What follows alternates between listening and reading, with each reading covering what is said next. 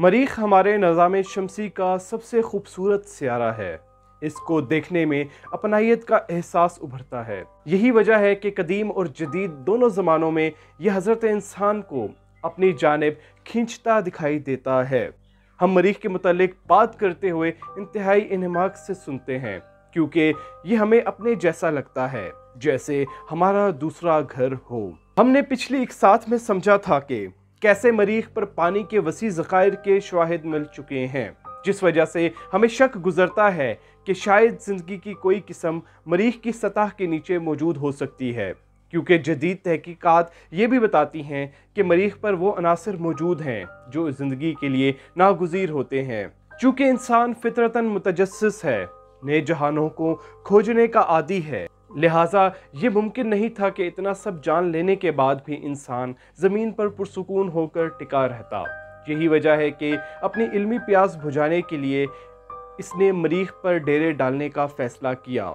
ये फ़ैसला जहां एक ग्रोह के मुताबिक खुदकुशी के मुतरादिफ है, तो वहीं दूसरा ग्रोह कायनाती अंधेरे में उम्मीद की किरण के तौर पर इस अपॉर्चुनिटी को देखता है।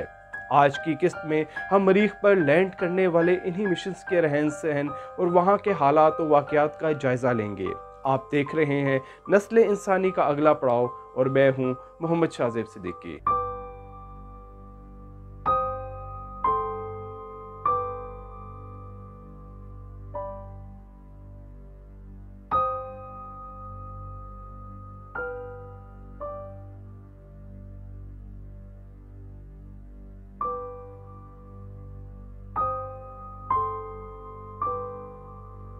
दोस्तों, मरीख पर इंसानी आबादकारी के मंसूबों की बाज़ गश्त कई दहाइयों से सुनाई दे रही है, लेकिन इस ख्वाब के शर्मिंदा ताबीर ना हो पाने की एक बड़ी वजह इस मिशन का महंगा होना था। अब तक के अंदाज़ों के मुताबिक इंसान को मरीख पर पहुंचाने के लिए 500 अरब डॉलर्स का खर्चा आएगा। याद रहे कि पाकिस्तान का कुल बजट तकरीबन 400 अरब डॉलर है। चलें, अगर 500 अरब डॉलर खर्च कर भी दिए जाएं, तो मसला यह है कि ये इंसान को सिर्फ मरीख पर पहुंचाने की कीमत है। आबादकारी और मरीख के बासियों की मुकम्मल देखभाल के लिए हमें मज़ीद फंड्स दरकार होंगे। इसी खातिर आज से 50 साल पहले चांद पर कदम रख लेने के बाद अमरीकी हुकूमत ने नासा के फंड्स मुअत्तल कर दिए थे, क्योंकि उस वक्त चांद पर मिशन भेजना भी अमेरिका को कुछ इतना ही महंगा पड़ा था। तमाम मुश्किलात को जानने के बावजूद इस पुरकठिन मंजिल के जानिब पुख्ता कदम स्पेस एक्स नामी प्राइवेट कंपनी ने उठाए और ऐलान किया कि 2024 तक इंसान को मरीख पर पहुंचा दिया जाएगा। लेकिन इससे कबल 2022 तक कुछ रोबोट्स को मुख्तलिफ मिशंस के तहत मरीख पर उतारा जाएगा, जो वहां पर मुस्तकबिल में आने वाले इंसानों के लिए बेस कैंप्स यानी घर तामीर करेंगे। 2015 में नासा ने ऐलान किया था कि 2030 तक इंसान को मरीख पर पहुंचा दिया जाएगा। इस ज़मन में यह भी बताया गया था कि 20 की दहाई में चंद रोबोट्स को मरीख की जानिब भेजकर बेस कैंप तामीर किए जाएंगे। स्पेस एक्स और नासा ने जहां ये ऐलान किया, वहां बकिया ममालिक पीछे रहने वाले कहाँ थे।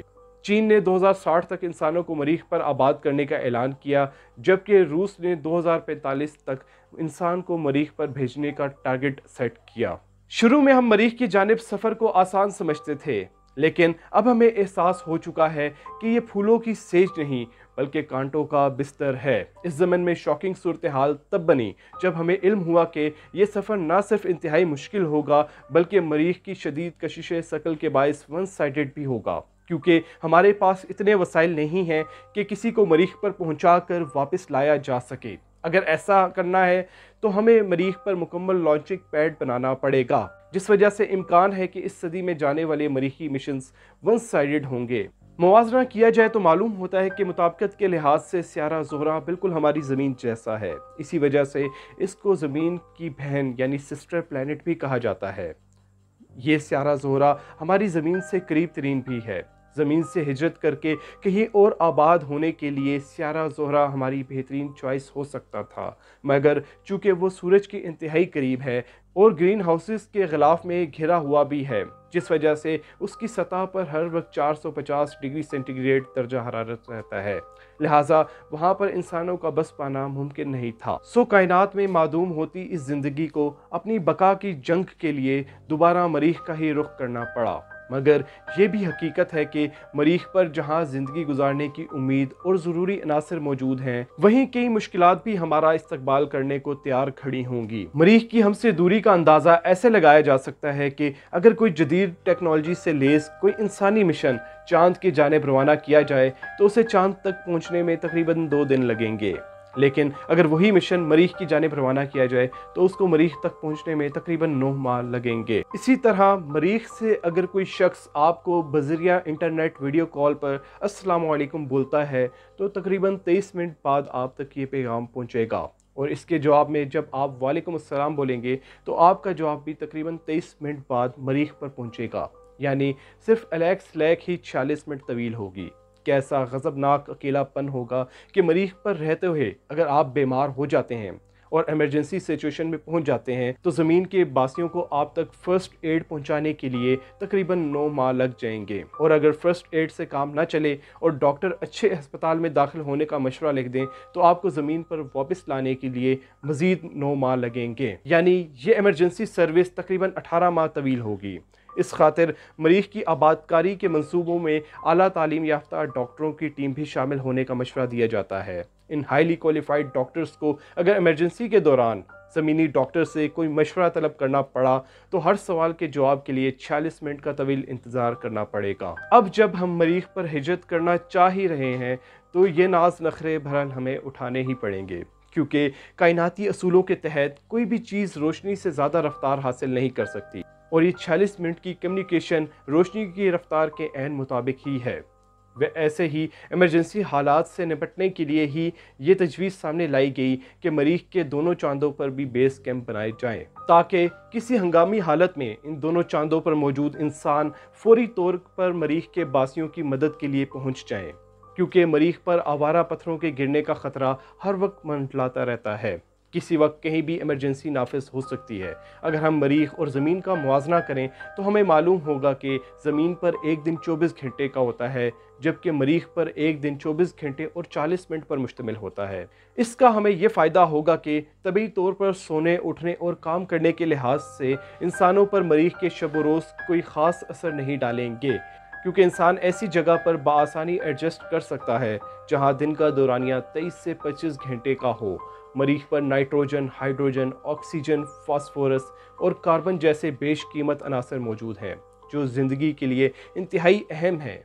इंसान जब भी मरीख पर पड़ाव डालेगा तो वहाँ ये अनासर बतौर तोहफ़ा कुदरत की जानिब से पहले से मौजूद होंगे। हमें मालूम है कि साइंसदान जब किसी सियारे को दरियाफ्त करते हैं तो उसकी खसूसियात और तारे से दूरी को देखते हुए ये मालूम करते हैं कि ये किस इलाके में मौजूद है। अगर कोई सियारा अपने तारे से बहुत दूर हो या बहुत करीब हो तो ये डिक्लेयर कर दिया जाता है कि ये सियारा हैबिटेबल जोन में वाक़ नहीं, सो यहाँ पर ज़िंदगी फल फूल नहीं सकती। ऐसा इलाका जहाँ ज़िंदगी बाआसानी फल फूल सके उसे गोल्डी लॉक्स जोन कहते हैं। हमारे निज़ाम शमसी में 2 ही सियारे ऐसे जोन में वाक़ हैं, एक ज़मीन और दूसरा मरीख। ज़मीन तो बिल्कुल ऐन गोल्डी लॉक्स जोन के दरमियान में वाक़ है, जबकि मरीख इसके किनारे पर वाक़ है, जिसका मतलब है कि मुश्किलात में ही सही मगर ज़िंदगी यहाँ पनप तो सकती है। यही वजह है कि ज़मीन से बाहर आबादकारी के लिए मरीख हमारी अवलीन तरजीह बन गया। आज भी मरीख पर इस हद तक पानी मौजूद है कि अगर तमाम पानी को पिघला कर लिक्विड हालत में ले आए तो मरीख पर पानी की 30 फुट ऊंची तह बन सकती है। चूँकि मरीख पर ऑक्सीजन मौजूद नहीं, लिहाजा मरीखी इंसान वहाँ मौजूद पानी से ऑक्सीजन को अलग करके इस्तेमाल कर सकेंगे। मरीख का साइज़ हमारी ज़मीन के मुकाबले में 28% है। हम जानते हैं कि ज़मीन पर 71% हिस्सा पानी का जबकि 29% हिस्सा खुश्की का है, जिसका मतलब है कि हम मरीख पर जाकर अगर आबाद होते हैं तो हमें चहलकदमी के लिए ज़मीन जितना वसी खुश्क खित्ता ही मैसर होगा। लिहाजा मरीख पर पहुंचने वाले इंसानों के लिए मरीख ज़मीन जितना ही बड़ा दिखाई देगा। एक और ख़ासियत जो मरीख को ज़मीन से मुशाबे करती है वो इसका अपने महवर पर 25 डिग्री तक झुका होना है। हमारी ज़मीन अपने महवर पर 23.5 डिग्री तक झुकी हुई है। किसी भी सियारे पर मौसम उस सियारे के झुकाव के बायस ही बनते हैं। جس کا مطلب ہے کہ زمین اور مریخ کے موسموں میں کافی حد تک مطابقت موجود ہے۔ جیسے یہاں پر گرمی اور سردی کے موسم آتے جاتے ہیں، ویسے مریخ کے باسیوں کے لیے بھی گرمی اور سردی اپنا رنگ دکھاتی رہے گی، مگر چونکہ مریخ زمین کی نسبت سورج سے زیادہ دور ہے، جس وجہ سے وہاں ان موسموں کی ڈیوریشن دگنی ہوگی۔ یعنی اگر زمین پر گرمی 6 ماہ رہتی ہے تو مریخ پر گرمی تقریباً 1 سال رہے گی، اور اسی طرح سردی کا دورانیہ بھی تقریباً 1 سال پر مشتمل ہوگا۔ جیسے زمین کے شمالی قطب پر عرصہ مائنر نامی ستاروں کا جھرمٹ موجود ہے، جسے ہم اردو زبان میں دب اصغر بھی کہتے ہیں، ویسے ہی مریخ کے شمالی قطب پر سائگنس نامی ستاروں کا جھرمٹ موجود ہے، جو ہمیں وہاں مقناطیسی فیلڈ نہ ہونے کے باوجود سمت معلوم کرنے میں مدد فراہم کرے گا۔ زمین اور مریخ پر جہاں یہ یکسانیت ہمارا حوصلہ بڑھاتی ہے، وہیں پر ہمیں یہ نہیں بھولنا چاہیے کہ مریخ ایک بے رحم اور پرخطر سیارہ ہے۔ مریخ مطابقت سے زیادہ خطرات اپنے اندر سموئے بیٹھا ہے۔ یہ سچ ہے کہ انسان اس حد تک ذہین ہے کہ مریخ جیسے کسی بھی سیارے کو اپنے ماحول میں ڈھال سکتا ہے، مگر مریخ پر آبادکاری کے دوران مسائل اور خطرات کو نظر انداز کر دینا نسل انسانی کے خاتمے کا سبب بن سکتا ہے۔ لہٰذا مریخ پر ہمیں ہر قدم پھونک پھونک کر رکھنا پڑے گا، اور ہمیں ہر لمحہ یاد رکھنا پڑے گا کہ ہم زمین سے دور ہیں، بہت دور، کروڑوں کلومیٹر دور۔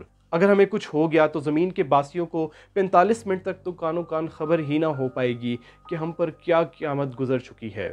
مریخ سے دوستی کر کے اسے اپنا بنانے کے سفر میں کیا خطرات آ سکتے ہیں اور ان کے ممکنہ حل کیا سوچے گئے ہیں۔ انسان مریخ کو زمین جیسا سیارہ کیسے بنائے گا؟ مارشین انسانوں کو مستقبل میں کن جسمانی اور نفسیاتی چیلنجز کا سامنا ہوگا؟ اس سیریز کے اگلے حصے میں ہم ان باتوں کو تفصیلی ڈسکس کریں گے۔ اس کے ساتھ ہی ہم آج کی ویڈیو کا اختتام کرتے ہیں۔ امید کرتے ہیں کہ آپ کو ویڈیو پسند آئی ہوگی۔ ویڈیو پسند آنے کی صورت میں چینل کو سبسکرائب کیجئے، اپنے دوستوں کے ساتھ ویڈیو کو شیئر کیجئے۔ انشاءاللہ آپ سے نسل انسانی کا اگلے پڑاؤ کی اگلے حصے میں اگلے ہفتے ملاقات ہوگی۔ تب تک اپنا خیال رکھیے۔ اللہ حافظ۔